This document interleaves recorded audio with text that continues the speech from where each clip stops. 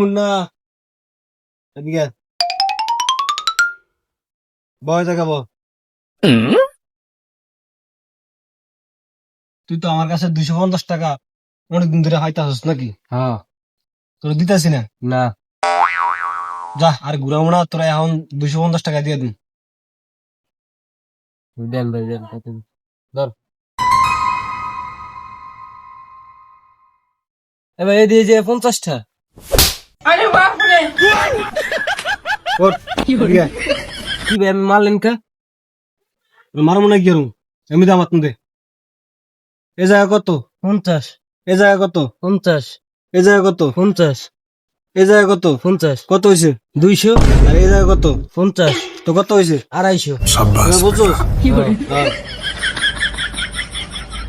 তো বুঝাই গেলে কথা কথা মারা লাগে।